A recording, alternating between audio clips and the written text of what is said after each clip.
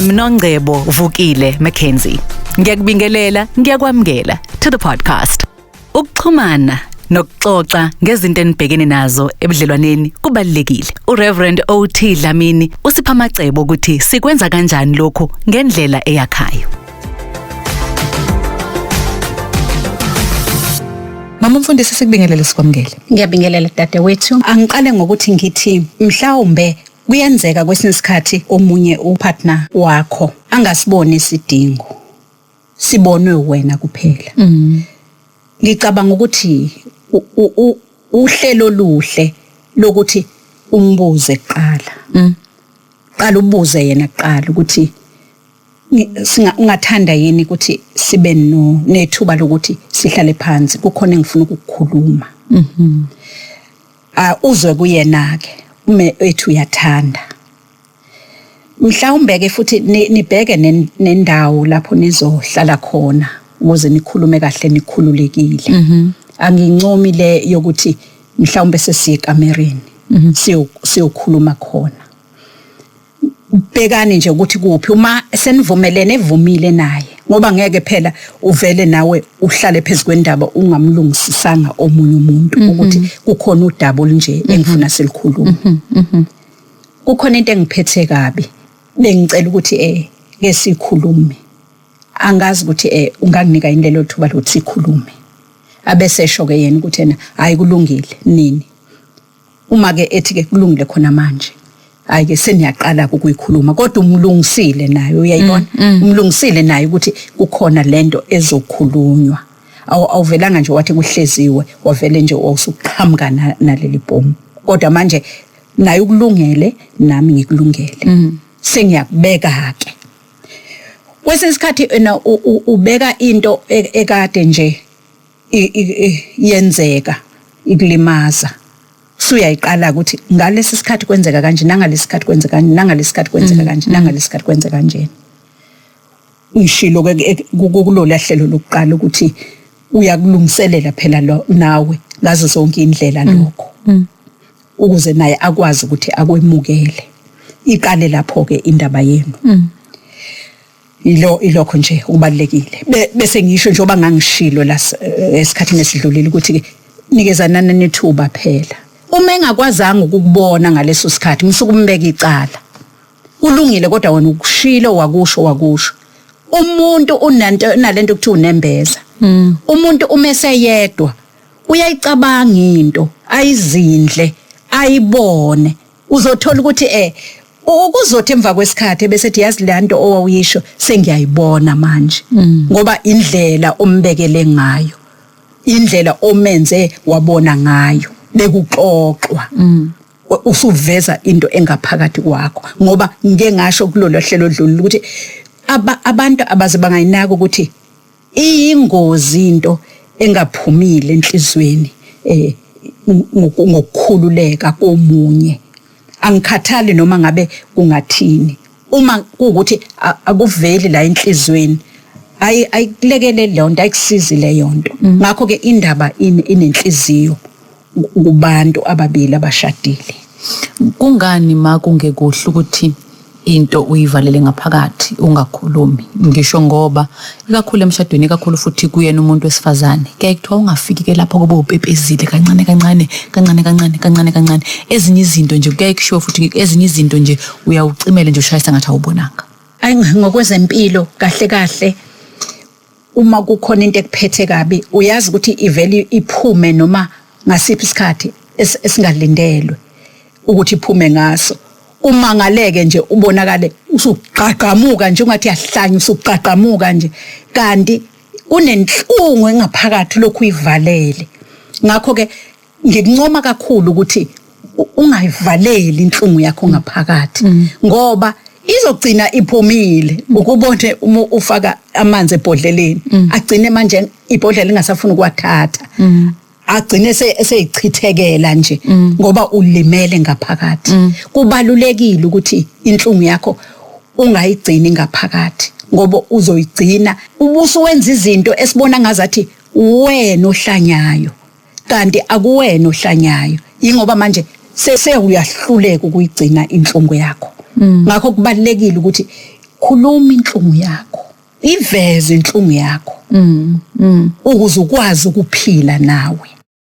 Uma usesimweni la ngoba phela abantu abafani, kukhona abantu abakwazi ukuthi ngisho engekavumelani nawe ozokunikeza ithuba lokuthi ukhulume bese yasho hayi ngiyakuzwa, ngiyabonga, yeah, kodwa aqhubeke enze ngaleyo ndlela. Omunye kodwa njengobusho ukuthi mhlawumbe kudlula isikhathi, mhlawumbe kudlula isonto, mhlawumbe kudlula izinsuku ezimbalwa, abuya athi omunye mhlawumbe kudlula unyaka, omunye kudlula izinyanga, abese yazi ukuthini, ngiyabona manje iphutha lami.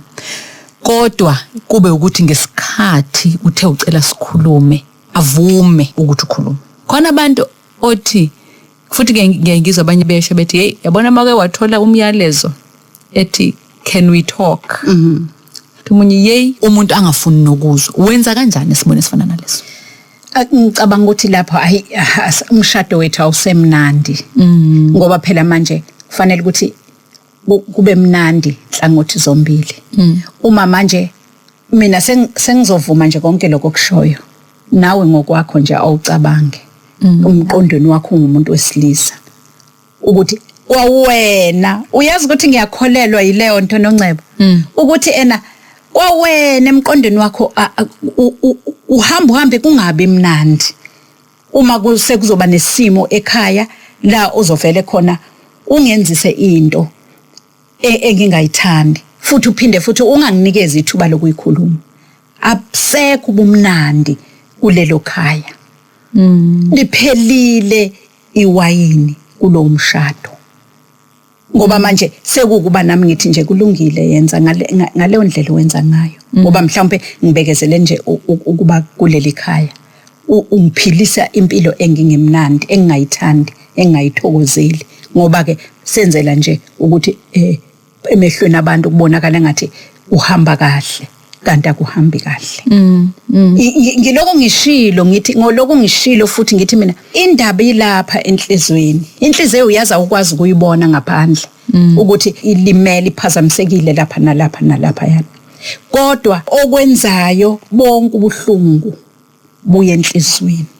Ungenze ngabe mnandi ngathokozi phakathi kwekhaya. Asikho isibusiso lapho kulowo mshado ukuthi wena wenze nje ngendlela othanda ngayo kodwa mina ngingathokozile.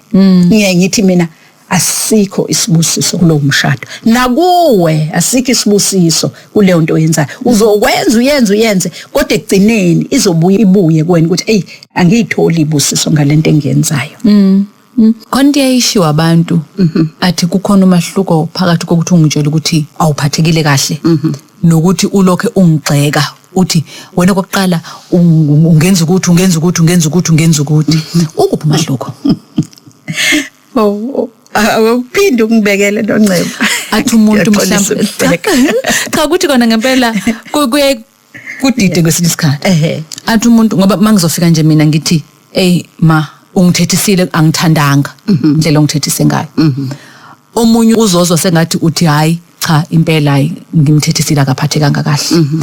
Omunye uzozwa sengathi uthi avuthethe uvela uthethe nje ungiphathe kabi mawuthetha. Uyayibona ukuthi indlela esizwa ngayo asifani. Uthola ukuthi manje akusezukuzwakala lento oyishoyo ngendlela mhlawumbi obeke ngayo noma mhlawumbe ngendlela lo nomunye amkela ngayo. Isimo esifana naleso sisigwema kanjani? Siyagwemeka wona masigwemeka noma mhlawumbe ubhekana kanjani naso uma uyithola kuleso simo? Nakho senixoxa izinto zangempela manje.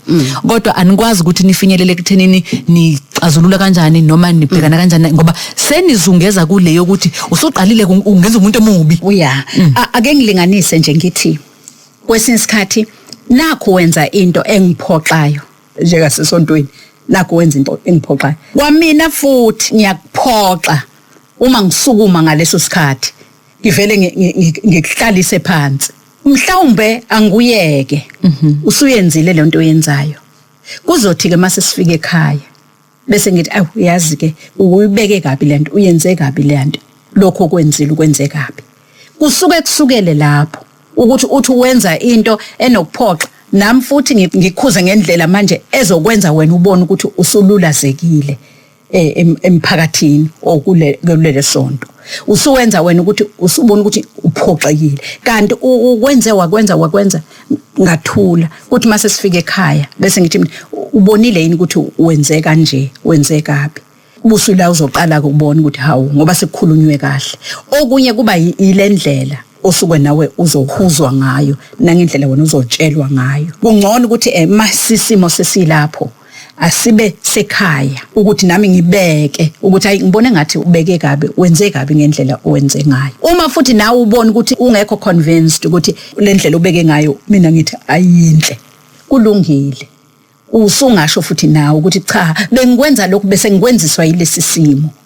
Ingoba lento ayiqali ukwenzeka. Yingakho ngivele nje ngavele njoba sithi ungathuli nento ngoba sobona ngathi wena ohlanyayo kanti no awuhlanyi. Ingoba suhlulekile ukusibekezelela lesa simo. Suzozwa mhlawumbe umuntu esesho ukuthi nami yazi ngiyithole sengivele nje ngikhaphezulu nje nami ngayicabanga lento ngoba manje singilimaze isikhathi eside kakhulu. Kuyenzeka lokho. Mhlawumbe masibheka indlela eyakhayo yokuxoxa. Uma sikhuluma ngoba omunye mhlawumbe angayitshela ukuthi ke kube khona into eyishiwo ithi isisombululo wena ungena entweni uyitshela ukuthi isisombululo sayo kuzoba ukuthi. Kanti mhlawumbe isisombululo sayo akusikona lokho. Okunye kodwa ukuthi wena usuyitshela ukuthi ufuna umphumela wayo ube nje. Kuba njalo nakuyona ingxoxo. Mhlawumbe mawuzobikela umuntu noma uzomtshela umuntu ukuthi ungiphathe kabi. Wena uze ngenhloso yokuthi azovuma, azobona bese yaxolisa ukuthi ukuphathe kabi. Uma ungasakutholi lokho usudiniwe futhi noma usuphatheka kabi futhi ukuthi lo mphumela ongene wena kule ngxoxo unesithombe sawo akusabanga iwona. Esimweni esifana naleso ngoba usungathola ukuthi isiyadlulela ke manje engabe isibanjwe lapho nje hayi sengishilo mina nganelisa ukuthi sengishilo. Esimweni esifana naleso mhlawumbe kwenziwa kanjani? Ziningi indlela zokubhekana nomuntu uma kunesimo sokungaboni kahle. Omunye umuntu oqala uma ebona ukuthi onile and ulindele. Khona abanye abantu abathi ngilindele ukuthi uzongibuza, ngilindele ukuthi uzongitshela, ngilindele ukuthi uzothini. Uyazi onile ulindele ukuthi uzombuza kanjani. Enye indlela eyokuthi ekwenzile lokho ngenkathi elindele ukuthi uzombuza uvela ungambuzi lutho. Uyazi ukuthi leyo ndlela iyamqeda amandla. Ukungambuzi lutho nje. Azamangale nayo thawu. Ngabe akabonanga akezwanga kube njani? Uvela ube nice nje kuyena. Ungakhombisi lutho. Enye indlela lo muntu azosifuna ngayo, azifuna azithole. Abone ukuthi angazi ucabangana engqondweni yakhe lo muntu. Ngoba bengilindele ukuthi uzongibuza lokho kodwa akazange angibuze. Enye indlela yesibili ngilinganisa ngomntwana ke ekhaya.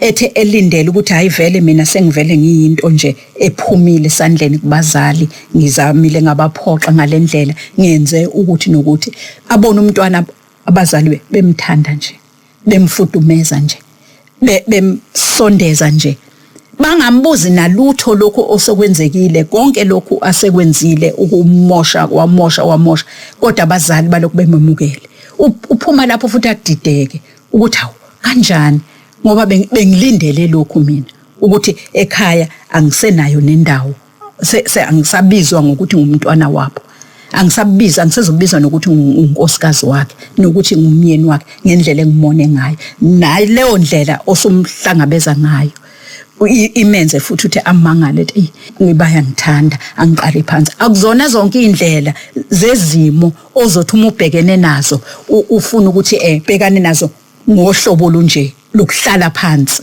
lokuxoxa lokulwa kodwa ezinye indlela ezokuthi wenze abone yena ukuthi hayi noma kunje abazali bami bayangithanda.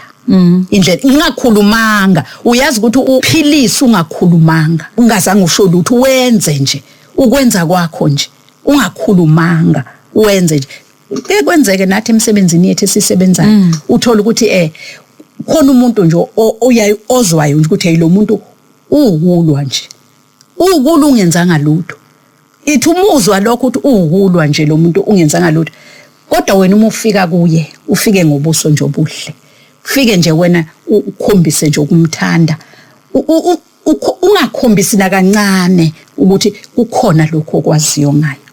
Enye yeindlela leyo mina iyangisebenzela kakhulu ukuthi ngingahlali ngaso sonke isikhathi ngifake isibhaxo njalo noma ngihlale phansi kodwa ngenze emva kwalokho ayisole yena ungale kwetafula ukuthi kodwa ke noma ngabe bekuthiwa ke mhlambe lo muntu ngiyamhlupha kodwa indlela yena enza ngayo ayikhombisi. Yeah. Nakho ke manje ke ingxoxo senihlale phansi naxoxa noma senenze ngaleyo ndlela njengoba uma esipha nezinye indlela ezidala manje isimo sivume ukuthi senibheka indlela yaphambili enokuxolelana nokuxola phakathi. Ukuxola ke kubalekile ngeindlela ezimbili. Ngisho kungathiwa nixola nje mhlawumbe usho ukuthi ngiyaxolela kodwa singaphindi sifike la. Ngiyaxolela kodwa ukuxolo lwami lugcina la. Yebo. Alungabe siseqalana. Yebo. Siyaxolelana mhlawumbe sesontweni siyaxolelana kodwa ngiyacela singabe savakashelana. Yebo. Hayi kukhona lokho kuyenzeka ukuthi sesixolile kodwa asakwazi sesibeka umncele phakathi kwethu sobabili. Angazi ke noma uxolo oluphelele inlolo olokuthi sesixolelene kodwa ke sesibekene imncele ebesikade sikwenza sobabili okuhle obungani bokuba unkosikazi nendoda. Ngixolele ngoba angithi uphusha uxolela ngoba ufuna ukudlula ujaha ukudlula yingakho sesibekelana imncele ngoba sesijaha ukudlula asifikile kulolu xolo nalentethelelo yangampela efuna uNkulunkulu phakathi kwalomshado. Enjani ma eyangempela uyizwa kanjani nalo omxolelayo uzwa kanjani ukuthi ngempela uxoleliwe nawe uzwa kanjani ukuthi uxolile ngempela? Angithi ke njengoba uthi siyaxolelana kodwa ke sengicela ke manje kube khona ukuthi angilinganise mhlawumbe ngicela ulale kwelakhe ikamera nami ngilale kwelami ikamera ngoba kuyabonakala masilele silala ekamereni elilodwa siba nokulwa siyalwa uyayibona akuxolelene lapho kodwa inhloso ukuthi sidlulele phambili singabuyi ezimpandeni zokuxolelana. Izimpande zokuxolelana ukuthi asibuyisane ngokuphelele sikwazi ukuthi ngoba sixolelene siphile ngalendlela ebesiphila ngayo kuphela sesizobheka ukuba lezi zinto ebezisenza singakwazi ukwamukelana sikwazi manje ukumukelana.